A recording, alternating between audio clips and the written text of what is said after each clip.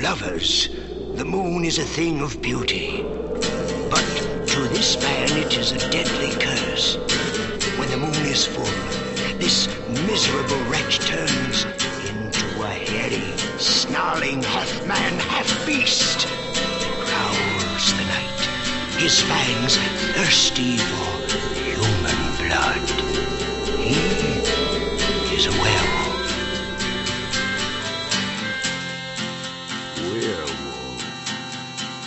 Hello and welcome to the Werewolf by Night podcast, the show where we talk about Marvel's number one lycanthrope, Jack Russell, a.k.a. the Werewolf, a.k.a. the Beast, a.k.a. the Shaggy One. I'm your co-host, Matt Howell. And I'm Jacob Balcom. Thanks for joining us this week, listeners. I hope you enjoyed our last episode where we were joined by Ray and Andrew to talk about Werewolf by Night's first appearance in the Marvel U. I had a great time talking to those guys. Or you mean Moon Knight's first appearance? What did I say? You said Werewolf by Night. Werewolf by Night's first appearance? Yeah. I need a vacation. I know. Take two.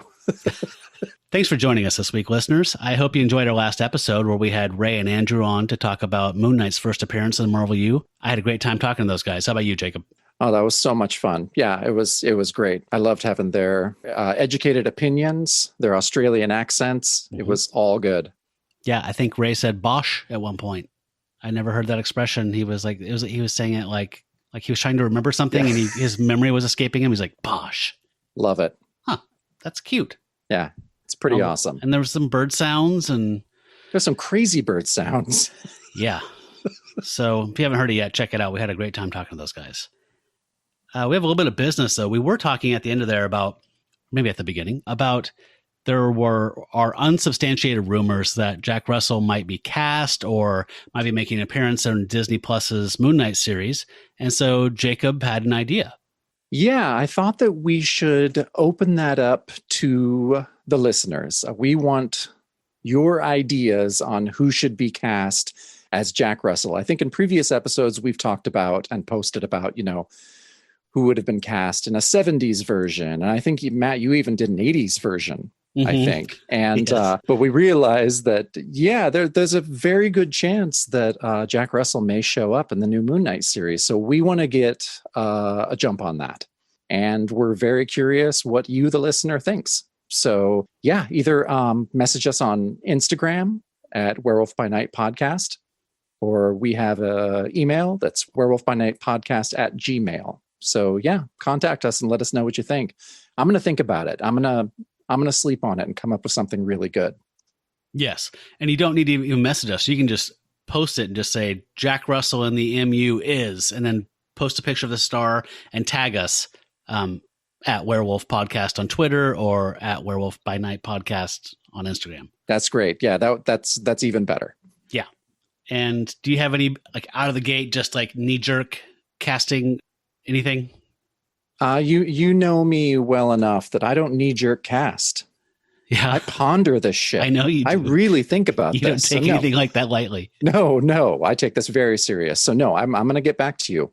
I feel like, again, this is just, pulling things out of my backside. I feel like if Oscar Isaac is Mark Spector, I kind of like what they did with Ant-Man, where they didn't start with a Hank Pym. They made Hank Pym an older guy and brought in Scott Lang. And so they had a built-in back thing. And if they wanted to, they could go back and tell these Silver Age stories, these cool adventures that his character had that we weren't privy to.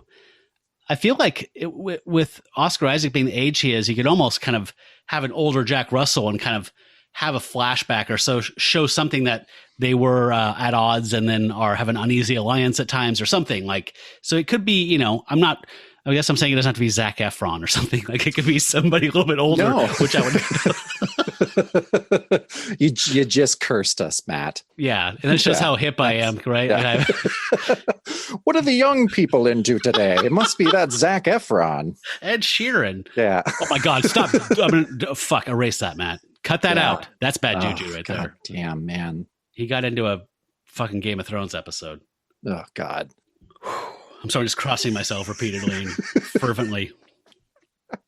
No offense to Ed Sheeran. I'm sure he's a real nice bloke. So anyway, let us know what you think. I'd love to hear it. Any theories you have about if he's going to be in the Moon Knight series, and if so, how they might approach it. We'd love to hear what you're thinking because My mind wanders. I think about this stuff all the time. Agreed. I can't wait. Right on.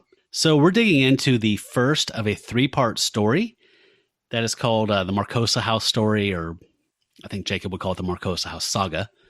Damn right. It's more than one issue. It is technically a saga, as the Vikings would tell you. So this is one that I dig. I remembered it fondly, so it was fun to dig back into it.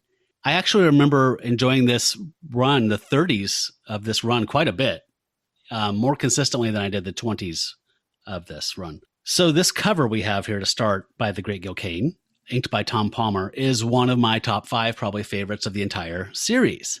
It's just completely out there, great stuff. There's a castle in the background. There's a red gargoyle, living gargoyle that looks like it's got the same kind of menacing features of like how Gil Kane would draw like Green Goblin or something like that, like very devilish, big bat wings. And it's grabbing a dark-haired woman in a green sweater, brown pants on. That I don't think is in the issue. No, definitely not in the issue. Living gargoyle grab a woman? No. So that means we drink. All right. So that's, I had a little tequila. I'm out of bourbon. I've been out of bourbon for a while. I haven't felt like going to the liquor store. So, okay. I'm still on bourbon, but you know what made me think, Matt, is this, we haven't had a whole lot of raven-haired damsels in distress in our covers. It's normally the stock blonde woman cowering in fear that, you know, Marvel loved to put on their covers in the 70s. And so, yeah, this is new. Yeah. Is this a step forward? I step sideways. It is a sideways step. Yes. I was glad that it wasn't a blonde in the kind of cliche, you know, whatever sense, but it's like, as spoilers, Topaz is in this issue. She is in Marcosa House with Jack. Like, this is where it actually would make sense to have it be a blonde person. Yeah. But it's not. The gargoyle is grabbing her by the hip. She's shrieking and horrified. In the foreground, a skeleton with tattered clothes on is jumping on top of the beast who is on his back and like throttling the werewolf. And it says the most supernatural shocker of all, House of Evil, House of Death. And I cannot say enough good things about this cover, honestly. That's so cool. I totally agree with you. Top 5 all-time Werewolf by Night covers. So I checked ahead. This is the last cover penciled by Gil Kane of the run. Oh, really? Yeah. We go, I mean, there's a different artist every cover from now on. Some of them very cool, but if this is Gil's last cover for the book, I think he went out with a bang. It's amazing looking. And this has a pull date of October 75, which I mentioned last month was my birth month and year. And so if anybody has a line on this original art, October is my birth month. So, or even just, just shoot me like, hey, this guy has it. Here's his security system. Here's how many Rottweilers he has, whatever. But I want this fucking thing on my wall. The original goddamn penciled and inked art on my wall more than anything. Absolutely. We haven't pulled a heist in a long time, you and I. So I think it's time. One big last score. I've never heard anybody say that. It's such a good idea. And it never goes wrong. So No. This is the one I need. I think I've been reading too much of Brubaker's Criminal. I've been trying to finally read that series. And maybe I've been inspired in the with a really bad takeaway. Oh, man. This is all going to go swimmingly. The only thing that's a little odd to me about this cover is it has that kind of beast mouth, the worm, ringworm mouth thing that kind of weirds me out. But other than that, I love it. I knew giant Spock ears. I knew you were going to mention that because we are 46 episodes in. Mm-hmm. And so I can read your mind 100% now. Well, you know what, Jacob? After this episode, you only have 10 more to put up with me. Oh, man. And then it's the big send off. Yikes. All right. Are we ready to dig in? Yeah, I am totally ready. So our opening page, I don't love as much as the cover, but I fucking love this opening page. So the creators for this issue, writer Doug Munch, artist Don Perlin, letterer Deborah James, colorist George Rousseau, editor Len Wein. So we're going to have this team together for a while, I think, for all of the Marcosa saga. And this is 4 issues. It's a 4-part story. It's 4. So that's a saga. I've already got erratum for the next episode then. Yeah. Yes. Okay. Okay, we open with a full page illustration of Jack, Topaz, Lissa, and Elaine, and they're looking up at what it seems to be kind of a typical Scooby-Doo, like old dark house, has the werewolf looming above it, but everything is really amazingly penciled. It's very fluid, and it's like the fog kind of has formed this house out of nothing, and it's got that cool, looming giant character above it that you and I love so much. Such a throwback to the golden age horror stories. And and then we have the opening narration is on like the right side of the page, and I'm just going to read it because it's really cool. It's on a cliff face in the foreground, which is cool. Cliff, I know. I love this whole page. So the narration reads, "Only a madman would have built the house here, at the bottom of this stinking pit, perpetually shrouded in a vile haze of sulfur fumes and completely isolated by the sheer walls of a circular cliff. And to be sure, Bellaric Marcosa had been a madman. He'd also been dead for close to a century, but he was still here, lurking and waiting, chuckling darkly in the background, unseen but definitely present, hiding secrets, holding fate in his hip pocket, ready to cut loose with all hell at just the right moment, ready to drive all four of us stark raving mad, and then spit on our wasted shells. But until he did cut loose, it was the house which embodied his power and his evil." And then we have the title right below it in these great red letters built into the cliff face, says, "Not all the shades of death, nor evil's majesty." And I had to look that up because I'm like, okay, is this like a line from a poem that I don't know or anything? And I looked it up. Nope, this is pure Doug. Okay. Yeah, this is, sometimes his poetry in the mid 70s just clicks into just this really cool, kind of like, what Ray was saying last episode, how by the time he got to the 80s, like his prose was pretty tight and pretty great. And he's very freewheeling. It's the 70s. And so, but I think his writing on this whole issue really sings. Yes. And he maybe it's a makeup call by his internal ref for some of Moon Knight's dialogue in the last two issues. Yeah, he's like, you know what? He had a sober moment of reflection. Was like, You went too far, Doug. Let's reel it back in. Yeah, too many fat jokes. He needed this. He needed to redeem himself. And this arc totally does it. And this opening page absolutely does it. I love it. So this story checks a lot of my boxes in the sense of I'm a huge fan of Shirley Jackson and The Haunting of Hill House. And I'm just now reading for the first time. I love Richard Matheson. We've talked a bit about him on the show here and there, but this is my first time. I just checked out the Hell House audiobook because I had read online that this story is very heavily inspired by it. And I'm a couple hours in, and it is very heavily inspired by Matheson's Hell House.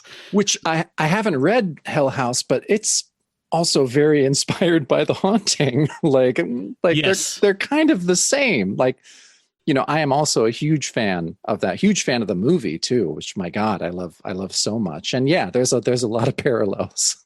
So The Haunting was inspired by Hill House, right? The Haunting of Hill House? Yes. The movie The Haunting?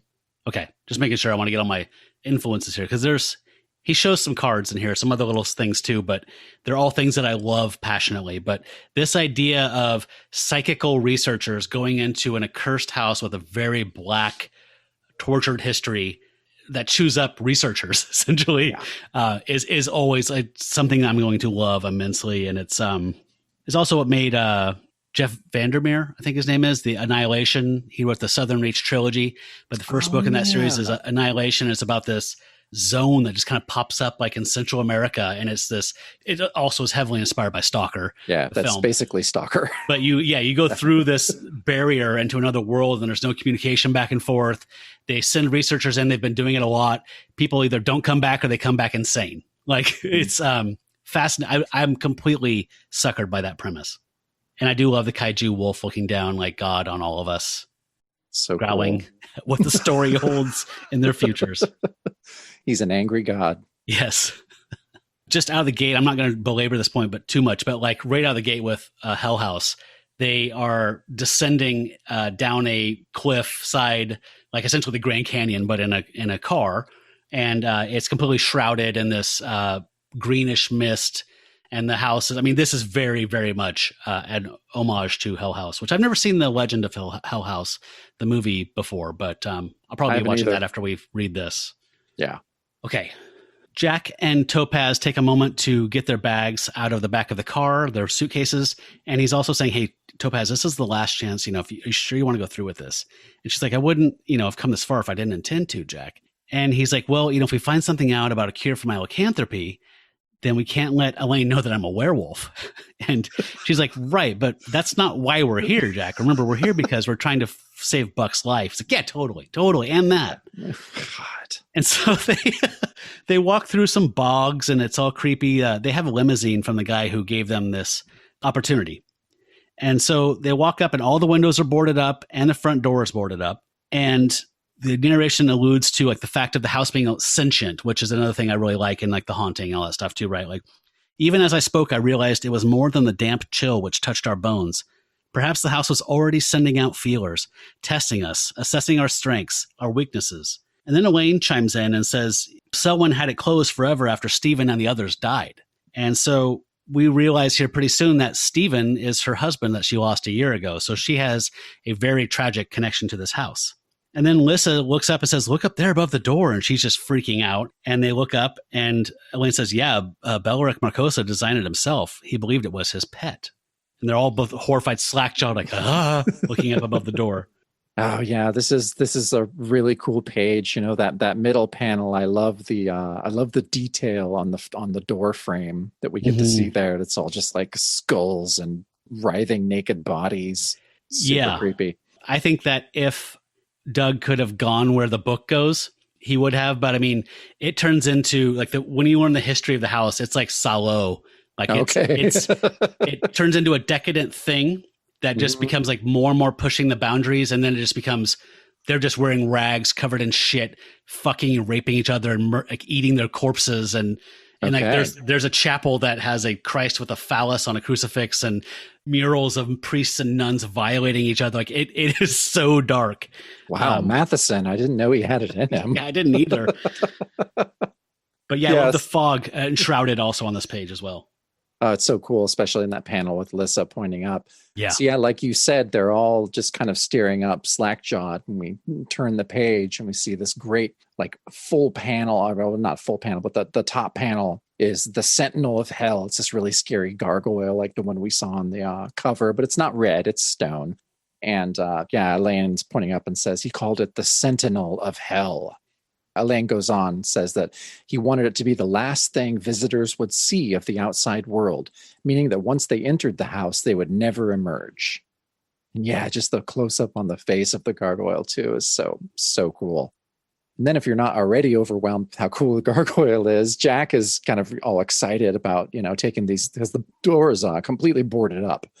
He says, these boards aren't going to budge without a wrecking. And then suddenly one of the boards flies off and just smacks him in the face. They all dive for cover and all the boards just, magically hurl themselves away from the door. It's really, really awesome. And then, of course, says, then as the gargoyle gloated wickedly from above, Topaz says, the door opening by itself. Slowly, says.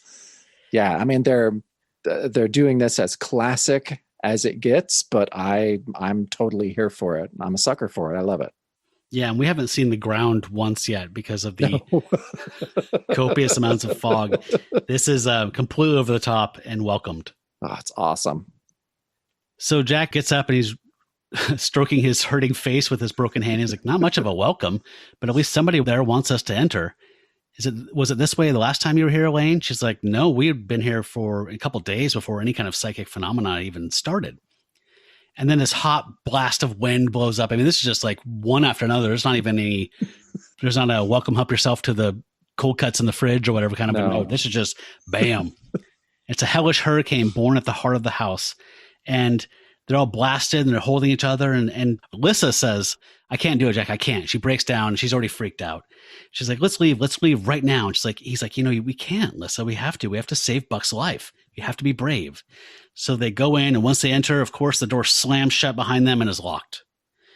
And then Topaz lets out a blood-curdling scream, and she's responding to something that no one else sees and saying, stay away from me. I haven't harmed you.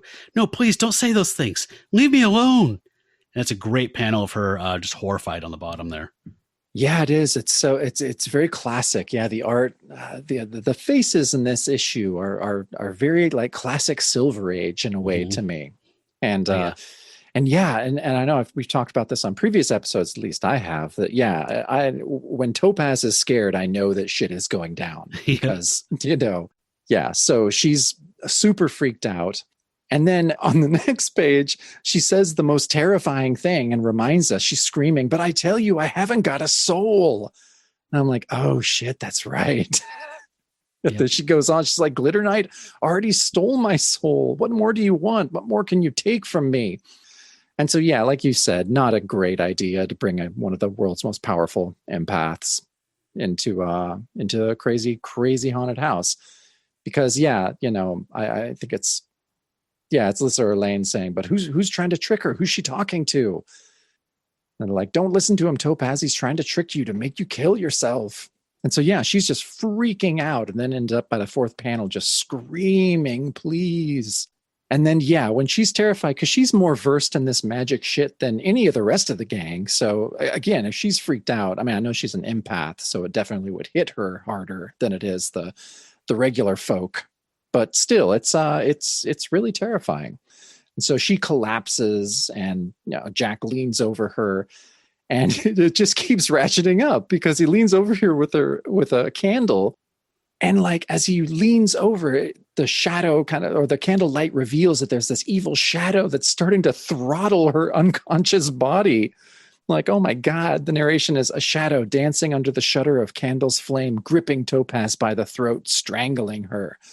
And so I love it that they're inside the house 5 seconds and everyone's already just like losing their shit, chaos. Yeah. Like this would be 12 hours in a book or a film, right? But it would, but yeah, Doug and Don are doing it in like 9 panels. So it's it's amazing. And the last panel, Topaz just collapse. It says, "Leaving nothing but Topaz, broken and limp like a rag doll, sprawled in sinister darkness." yeah, so if you weren't sure yet, the stakes are pretty high already.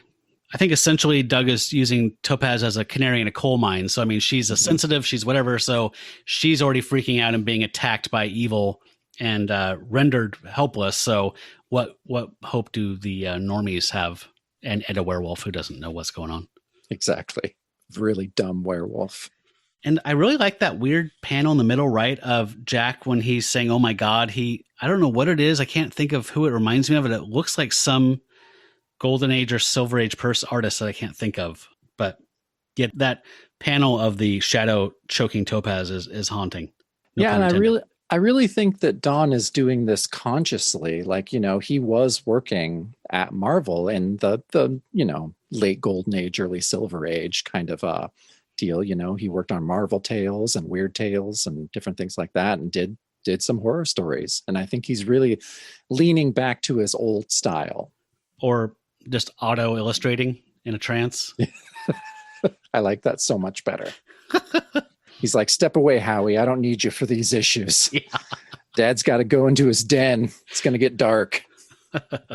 Okay, so this is where we get a little kind of detail where I was saying before, like, why would you bring Topaz here? And they kind of explain this, but it's also a little confusing because it's a bunch of contradictory stuff. But Jack's saying, "My hand's broken. I can't even tell if she's alive or not. Could you guys help me pick her up and get her onto a couch or something?" He throws some firewood into a fireplace. And that's when Elaine says, "She'll pull through, Jack, at least this time, but I still say it's sheer suicide for someone like her to come here.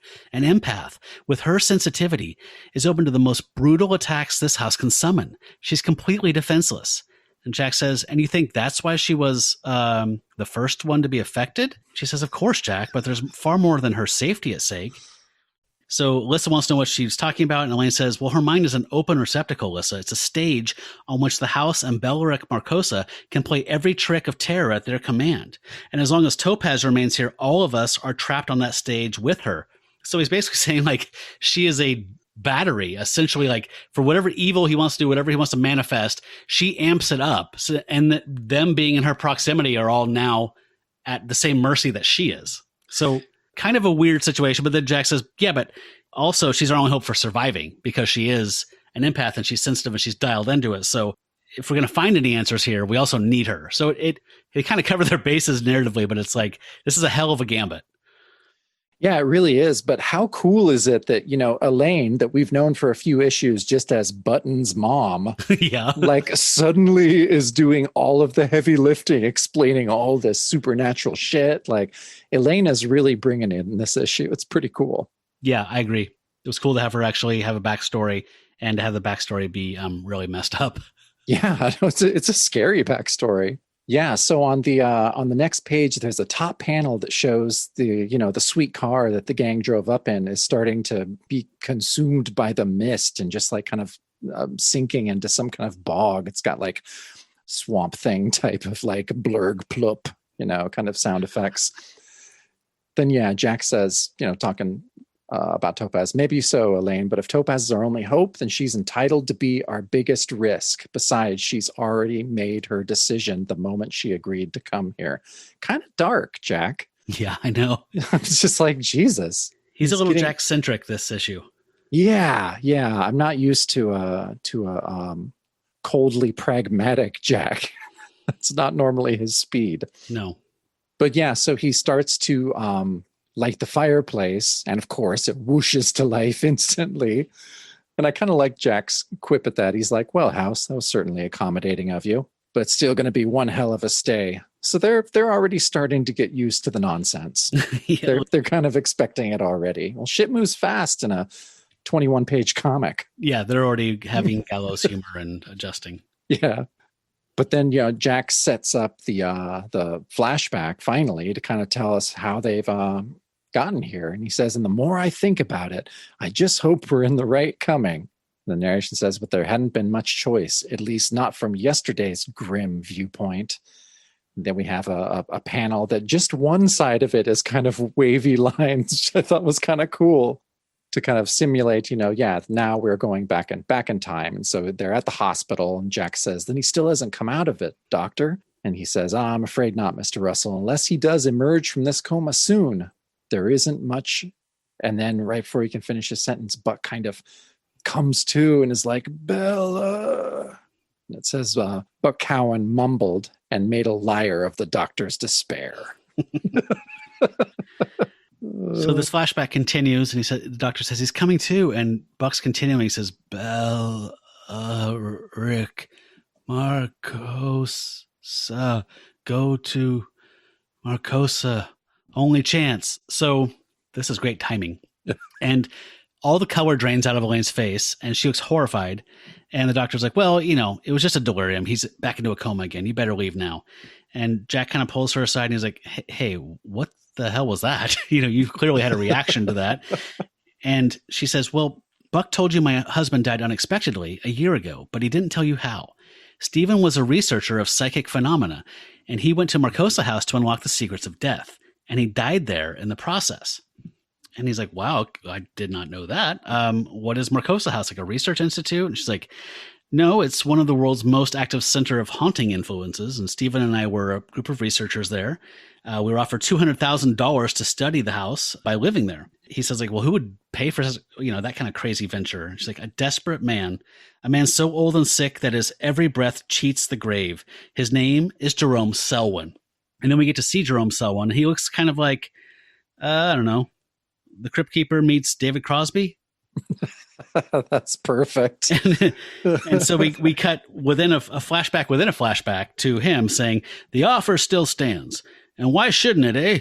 Most psychic investigators are convinced that Marcosa House contains the secrets of life after death.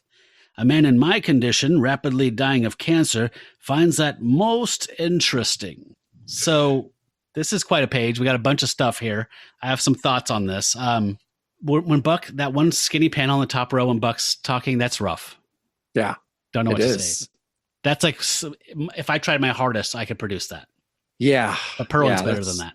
Yeah, that's probably the low point art-wise for the issue, which is a strong issue. But yeah, that panel is weirdly bad. Yeah, it is. It is a little weirdly bad. I agree. Yeah, so this guy is also in the Hell House book. His name's like something Deutsche, something Reinhard Deutsch. And Okay. he owns a bunch of tabloids. And so he sent them there to prove or disprove life after death. So it's a little different. But I did want to mention, I love that the car sinks into the bogs you were mentioning, before. And the bogs in the book were called, because there is one survivor in that party as well, were called the bastard bogs because the women over the years who were impregnated by all the lascivious behavior would just self-abort and throw the babies into there to be swallowed up. Good God. Yeah, it's dark. This is not the incredible shrinking man, Matheson, that we're all so used to. And I feel like Selwyn's a reference to something. I do too. I know. I was looking up Dunwich Horror and the case of Charles Dexter Ward, but it's not that. Like that's Kerwin and it's something though. I was hoping that you would know because I do know one thing. Okay. So I thought, I was like, is that associated with the Salem witch trials? That's not. But then my movie brain kicked in. It is Elizabeth Selwyn is the name of a witch in Hotel Hell / City of the Dead, a UK black and white film that stars Christopher Lee. That's really good. It's public domain. You can watch it anywhere, probably in a high quality print. And I highly recommend it. It's incredibly entertaining. I watch it every Halloween. So I'm thinking that that's a reference to that main character. Yeah, probably. No, I love it. Yeah. So CSN. Yeah. CSN indeed. He says cancer, but he's actually saying liver transplant, but they had to light that out and change it. I would love if his monogram just said DC on it instead. That would have been so much better. Distinguished competitor? Yeah. So yeah, the next page. Okay, so we get Selwyn. Yeah, wow, Elaine and Selwyn both kind of have the info dumps for this issue. Like they really do all the heavy lifting narrative-wise. So Selwyn goes on and says, however, I am not interested in continuing my life as a phantom, as some wretchedly insubstantial spook. No, I want to use the dark secrets of Marcosa House to defeat death, to prolong my life in fleshy terms. You see, and I'm certain it can be done. And so he says, yeah, if you help me do it, if you help me beat death, I'll give you the 100,000 gladly. The house is yours as of now. And so, yeah, those first two panels are them finishing up their transaction with Selwyn. Then we get my favorite panel of the issue, which is just a panel of a piece of paper with all these different words typed on it. So we've talked about this before, that we knew that Buck had a tall, metal file cabinet with 3 big drawers with, all these manila folders with all this typed, like his X-Files cabinet. Mm-hmm. We knew he had it. And here it is. There's more evidence. So they've basically, Jack, Topaz, Elaine, and Lissa have basically broken into Buck's place and have gone through his files. And so Jack is holding this piece of paper with, maybe 25, paranormal words written on it. And Jack says, looks like Buck was really into it. So what was your favorite word on this page? Well, so this actually happens in the book. So the head researcher, main character, has created a thing for documenting everything that happens. And so one chapter becomes just this list of all the subheadings for all of the activity he's expecting to experience. And it's this list. And I was listening to this today when I was driving from work. I couldn't remember what glossolalia is. Speaking in tongues. Oh, okay. That was my favorite one just because I was I know the word. I like the way the word sounds, but I can't remember what it means. So that was my favorite. For me, at the end, psychic touches. Right. It's the sexiest of the words. And that's an OMD album, right? Yeah. I also liked my other one, and I had to look it up, and I think it's misspelled here, is the ideomorphs. Yeah, I don't know what that means. I was looking it up. So it either means an idiosyncratic, invented word, units that toddlers use to refer to familiar objects, during their early language, or it's a pattern of repeated letters in cryptography. It also might have something to do with crystals. So I didn't know which one they meant, but I don't think it's normally spelled with an E. Okay. But yeah, it's a hell of a list. You got skin writing, you got emanations, dream prophecies. I mean, yeah, it just goes on and on. I'm definitely posting that on our feed because I love it. Do you know what paresthesia is? I do, and I can't. I'm blanking. Aesthesia, that ending is touch, right? Or feeling. Mm-hmm. I can't figure out what that would be. Like feeling what some other entity feels or something, like some kind of, whether it be, I don't know. Is it a fancy word for an empath? I don't know. That's a good question. We'll have to look it up or be strictly corrected by someone who is listening. Yes. Please do. And of course, ectoplasm is on the list. Yeah. Yeah. And I did want to note that I use Google Docs for my notes for the episode when I'm reading the issue, and it has stopped trying to autocorrect ectoplasm and just accepts it, even autofills it for me. When I start writing it just says ectoplasm. Like, yep, ectoplasm. But that's comforting, right? That's technology working for you and not against you. Yeah, but I just it's a nice commentary on this series that we've been reading. That there's been so much ectoplasm that my technology has learned it around me. God, that's great. So anyhow, they find this list, and then Elaine mentions that Buck was also very interested in lycanthropy, and she says, but he wouldn't say why he wanted to know. But whatever his reasons, Jack, I couldn't shake the feeling that he was more interested in the house itself than in the article he wanted to write about it. And then I love the little narration of Jack thinking below that says, I'd noticed the same thing about his friendship. After all, there must be a reason for why a 40-year-old guy would hang out with a 19-year-old who changes into a werewolf. And we've asked ourselves that question many times. So I read this a couple times and was just kind of like, there's some pretty dark intimations there. Yeah.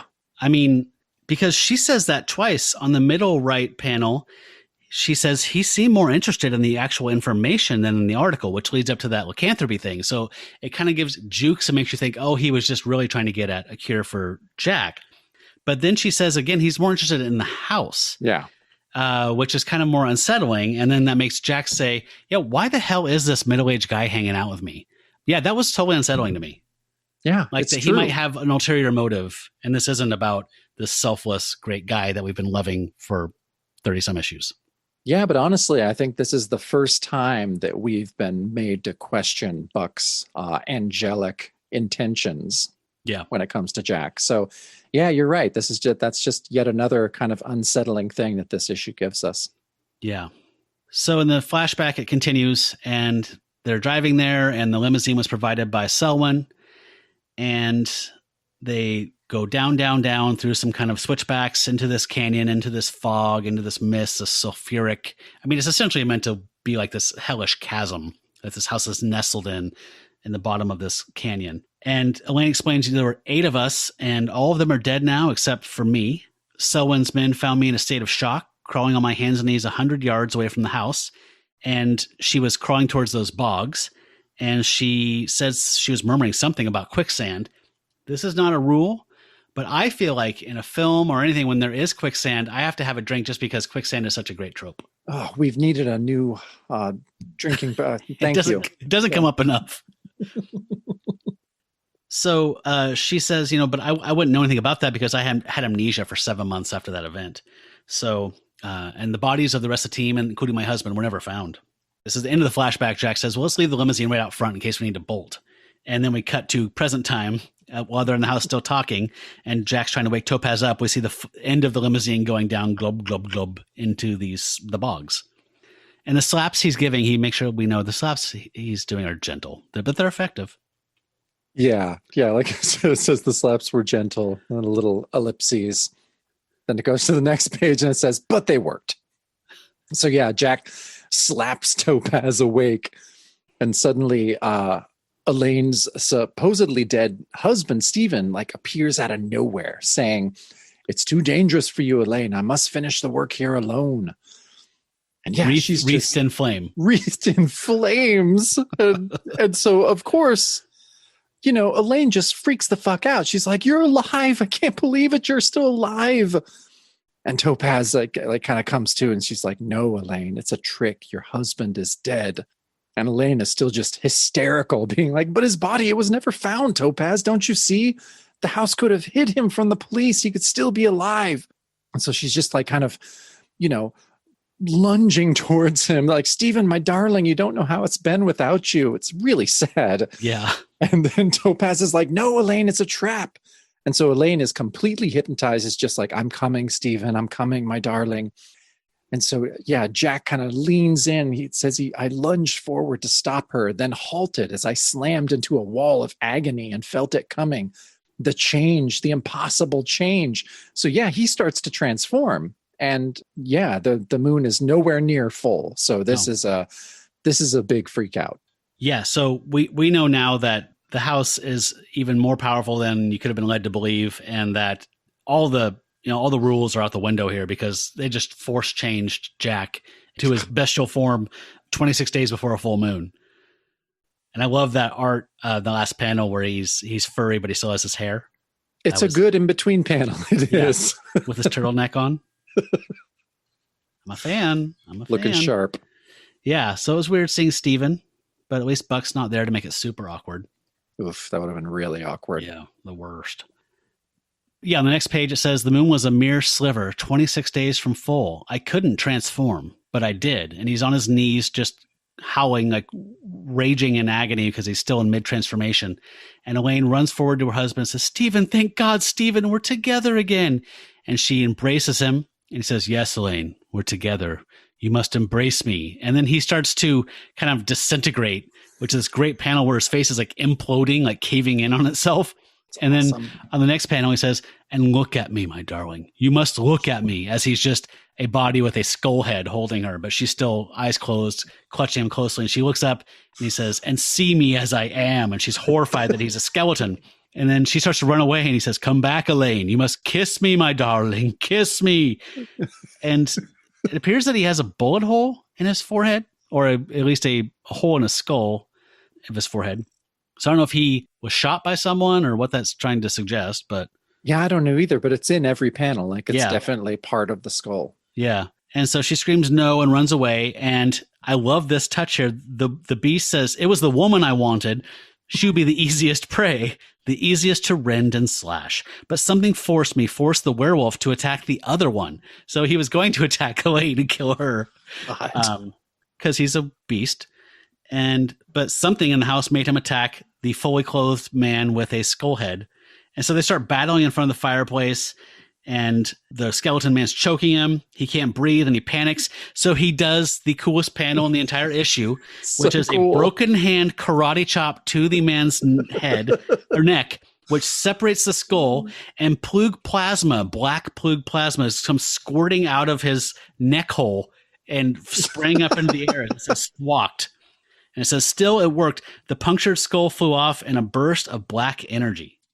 So yeah, I didn't even notice that. It alludes to the fact that it is a punctured skull. So maybe we'll find out more about Steven's fate ultimately. God, that panel's cool. Yeah, that has to be in the feed. Oh yeah, it's amazing. So yeah, and the coolest thing is that on the next page, the skull falls to the ground and the jaw shatters. And then it shows the head is just filled with gross maggots.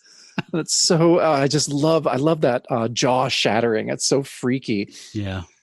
And then the headless body, still with the plug plasma like pouring out of its neck, picks up the beast and hurls him against a wall. It says, hurled across the room as though I were a weightless doll. And it says, the blackness welling from his neck formed something, then disappeared in a soundless explosion. And it was Jack Russell who got up from the werewolf's fall. So yeah, he's totally turned back into Jack, which again, terrifying. And it's, I think it's Lissa. It's like, Jack, are you all right? Oh no, that must be Topaz, right? Even though the coloring is so weird on the hair there. Are you getting, what color is the hair on that? It's Topaz's blonde. Okay. It's a little darker in the digital, but yeah. And then, so yeah, she says, Jack, are you right? I tried to control you. And then Jack says, who in the, and we get 3 panels where it's just this great laughing across all 3 panels, just the ha, ha, ha, ha. Then we have a little sound effect of something going on with a leg. There's a man on the banister of the staircase above them, laughing and making this tump, tump, tump noise. And then Elaine says, did you hear it? That sound from a wooden leg? It was him, Marcosa, Belleric Marcosa himself. This page. So cool. So great. Every panel is cool. So there was a body slam. So I'm going to finish my shot here. Me too. Finish your shot. So yeah, that panel of the headless body holding the werewolf up above it is another favorite of mine. That's so cool. The weird demon face that forms out of the plug plasma before it implodes on itself and disappears is great. I love this silhouette of Belric Marcosa, just this caped, silhouetted figure looking down on them and laughing evilly and then walking off. And I love that his wooden leg is basically a demon talon. Yeah, it looks like a bird talon or some kind of demon foot. So cool. Yeah, I want this page, the original art as well. God, this whole issue so far is just so badass. Yeah. So then Topaz says, then he caused all of that, made you see your husband, changed Jack into some kind of beast, made them fight, and all for his amusement. He's toying with us. And I was thinking, man, Topaz is wicked smart, right? Like, yeah. She just covered for Jack and said, he just turned Jack into a random hairy monster for no reason. Yeah, just so to smart. Manipulate everybody, right? And so Elaine snaps. So that, I mean, the house is completely just working them like puppets at this point. I don't think they've had a unique or individual thought among them that it hasn't either countered or manipulated. So Elaine snaps, says, no, you caused it, not Marcosa. You're the empath, Topaz. It was your power that did all this. That almost killed us. Jack's like, whoa, calm down, Elaine. You know, you're crazy here. This is Topaz's first time here, and all this crazy stuff happened when you were here with your husband a year ago. So that's not true, you know? And she's like, you know what? I'm sorry. I need to go lie down. So the house is splitting them up already. So she's going up to her room to lie down, which is, you know, and then there were 4 or whatever. Yeah. Or 3. And then Topaz says, you know, we can't stay here much longer, Jack. None of us can stand the strain. We'll break. And Jack's like, are you suggesting we should leave? And she's like, no, I suggest we get down to business immediately by conducting a sitting. How badass is that? Jack's like, oh, you want to just cut bait and run? She's like, no, I want to take care of fucking business, bro. And so we cut to a seance, and the 3 of them are holding hands around a candle. And Topaz is, you know, saying that warning that anything could happen. There could be voices coming out of her mouth that are not her own. She could levitate. Ectoplasm could form out of her fingers, but actually it's Jack's hands where the ectoplasm starts jumping out of his fingertips, and milky vapor slithers upward and forms a human form that speaks. And it says he's wearing a medieval outfit, and it says, I have been freed from your soul, Jack Russell. There is little time, and I must speak quickly. Know that I am the spirit of the werewolf which possesses you. What the fuck? This is so awesome. Yeah. I really had a lot of little kid glee reading this issue. Like, just oh my God. Yeah, it's just made out of those moments. That's all it is. It's just there's a moment like that on every page. So yeah, I mean, I just have to read what the spirit says on the next page. Yeah, I just have to read the whole thing. It's just to make sense of it, and it's really important. In that first panel of that last page, it looked like a man in medieval attire, and then it just keeps kind of morphing in between. And now he's the werewolf spirit, and another panel he's back to a man again. So anyhow, his speech is as follows. He says, it was the story of my sins which the mad monk Elfric set down on the scrolls known as the Darkhold, and thereby exorcised me of the curse of the werewolf. But when your father translated the Darkhold, my spirit was pulled from its place of rest and peace, and I was forced to possess your father to fill him with the werewolf curse. When your father died, my tormented spirit was again set free to possess you, to taint you with the werewolf when you became a man at 18 years. And so it will be, Jack Russell, for eternity. Should you have a son, I shall be forced to enter his soul when you die. I do so against my will, and in so doing, I suffer far more than even you can imagine. Oh my God. So yeah, I just, this changes everything. If it's true. If it's you have true. to question everything that happens That's in this true. house. That's true, because he goes on to say, it is only this house and the girl which allows me to manifest myself, and I must warn you, even though he will harm me for it, leave this house while you still can, before the evil here destroys you. He will even use me against you.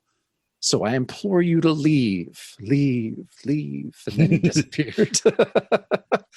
Oh man, so cool. So yeah, I hadn't even, I mean, this is kind of uncharted territory werewolf wise here. I mean, this is a radical reimagining of the Russell family lore. So awesome. So yeah, that's the end of the seance, and Topaz is like snaps to and is like, what happened, Jack?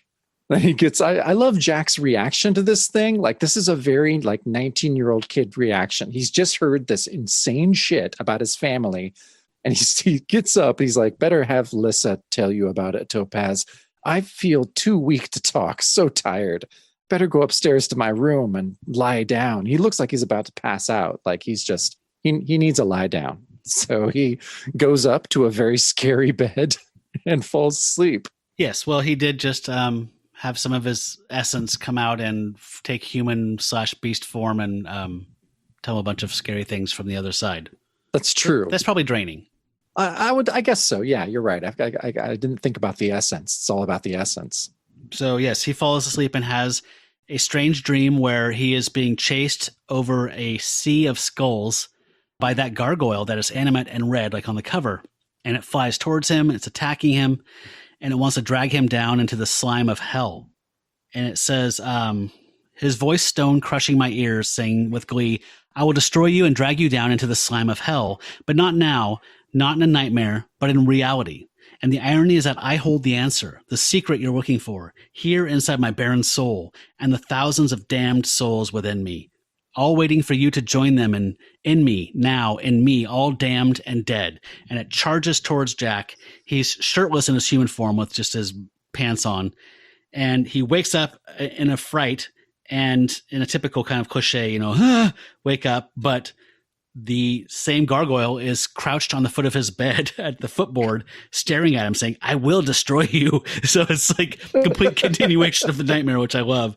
And drag you down into the slime of hell, not in a nightmare, but in reality. And this is reality. And then right then the door opens, Elaine opens the door, and she's like, Jack, you've got to come with me quickly. My God, the breakneck pace of this issue. It's totally. So awesome. Yeah, this whole page with the gargoyle is amazing. I love the zipatone in that very first panel of the top row. So cool. Yeah, very cool. Yeah, Elaine wakes him up. Jack says, what is it? What is wrong? And she says, it's Topaz, Jack. I woke up and she was gone. Lissa's still asleep, but I can't find Topaz anywhere.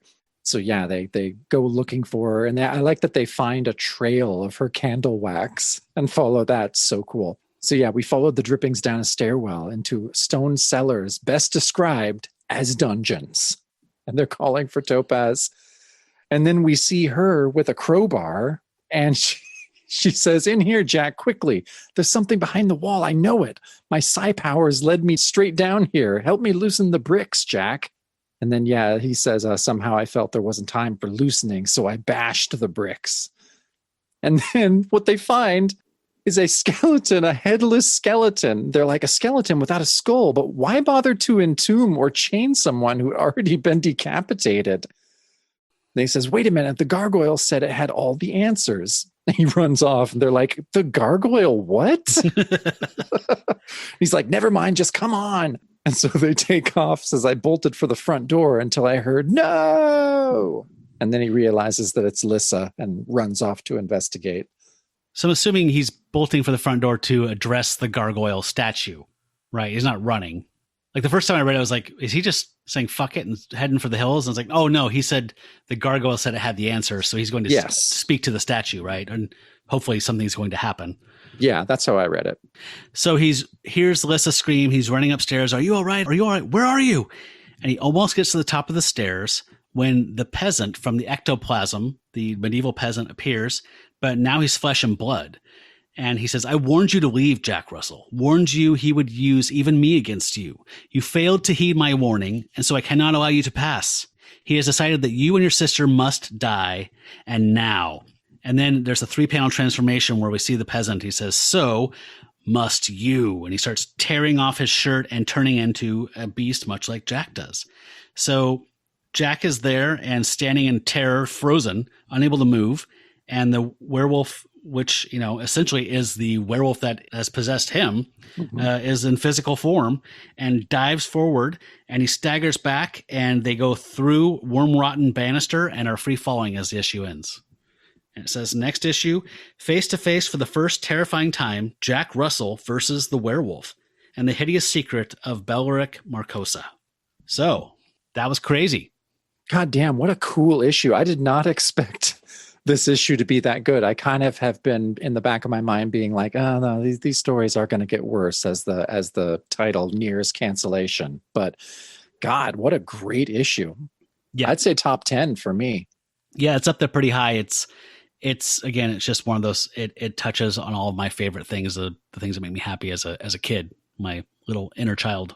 Like all of them just plugged into one thing. Like it could have, I mean, even just from the cool opening page, it could have just been a super goofy, like fucking Scooby-Doo plot, but there's really good storytelling going on here, art-wise, and what Doug is trying to lay down. So it's and some decent scares too, like genuinely scary stuff.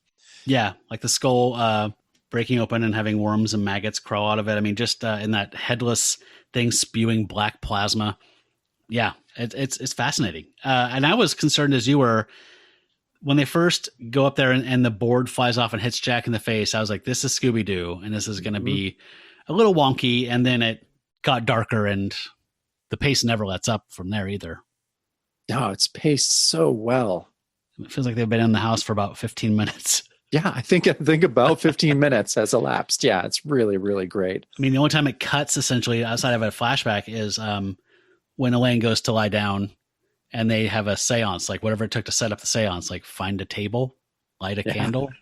So 20 minutes, sorry. 20 minutes, yeah. God, so awesome. Good stuff. I'm very excited for more of this. Me too. Yeah, it's solid beginning to what will be a 4-issue arc all about Belleric Marcosa and his house. So I can't wait. Yeah. And I'll report back on any more Hell House stuff that's connected to this. Yeah, I feel like I should watch the movie just to have a little background on that too. So I'll try and do that before next episode. Oh, you just reminded me of a bit of business. Let's it's been a little bit, so let's do a short wear mail by night. Okay. And then we'll talk about our media stuff. So this one, there's a lot of Glitter Night mail at this point right now. I skipped letters last week because we had guests on. I didn't want to bog the show down. There wasn't any mail before that. So it's been a few weeks, a few episodes. So here's one that's calling back to 31, which was the when the story when Buck gets mauled by Jack. Mm-hmm. Dear Don and Doug, Werewolf by Night 31 was fantastic and sad at the same time. Fantastic because we finally learned that Buck Cowan has a love life, and sad because of Buck's apparent death at the conclusion of the story. I use the word apparent because when one of the men from the ski lodge is asked if Buck is still alive, he replies, I don't know. I don't think he is.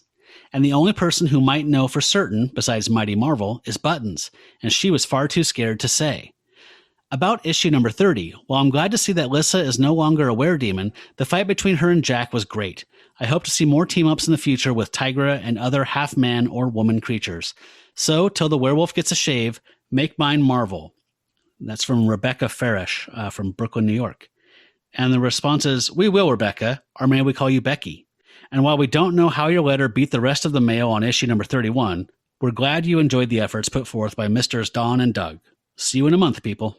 So, yeah. It's pretty good. Len's getting pretty familiar with Rebecca. Yeah, I know. Don't infantilize her, Len. She's a grown-ass woman who's writing you a cool letter.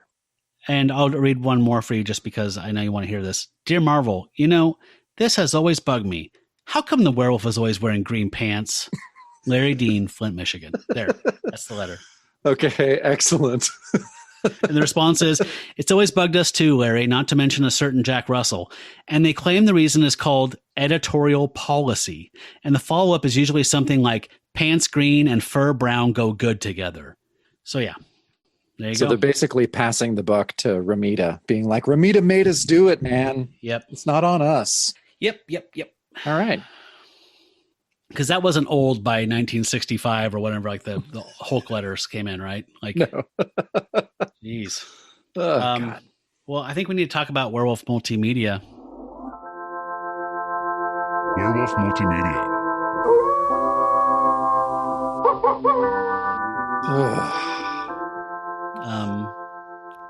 We can do this fast, right? Yes.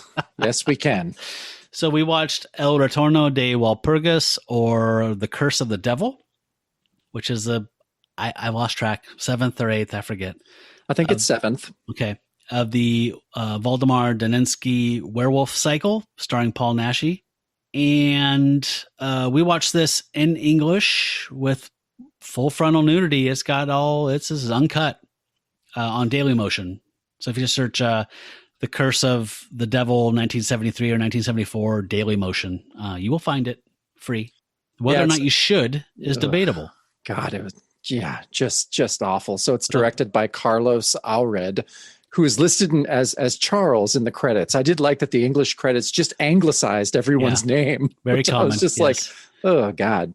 Chuck. And yeah, Chuck Aured, which I read that he was an assistant director on The Werewolf versus the Vampire Woman.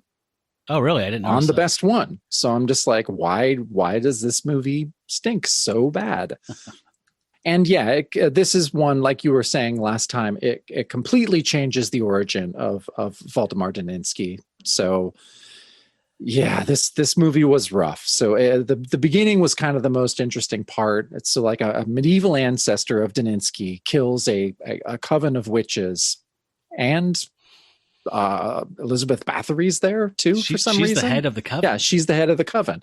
And so yeah, they killed this coven, and then the witch curses his family bloodline, saying that one of his descendants will kill one of the witch's descendants by accident, and that will start the curse of lycanthropy. Wow. And so yeah, passive aggressive cursing. It really was.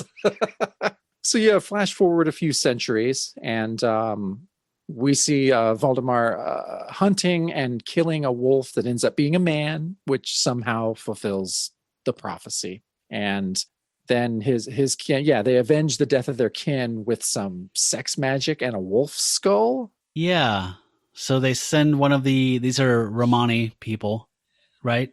Yep. Some of them are practicing witchcraft. And so this starts the cycle that was cursed back in the 1600s, was prophesied, whatever. Prophesied, yeah. And so they have a wolf skull, and they have a woman go out and encounter Paul Naschy's character, and who's a descendant of the guy that killed the Bathories and hung the coven. And she seduces him, and then when he's sleeping in some postcoital bliss, she cuts her wrist, pours blood on the wolf skull, and then uses the wolf skull to bite his pectoral muscles, right where a nice scar for a pentagram would be. And that's what starts the cycle. Yeah. Wow. Was it really necessary to change his origin into such a shitty story? No. Was it necessary to set this in 1900 after we had a really nice run of it being set in the 20s/60s? Like, it was kind of this amorphous 20th century setting, at least for most of the series.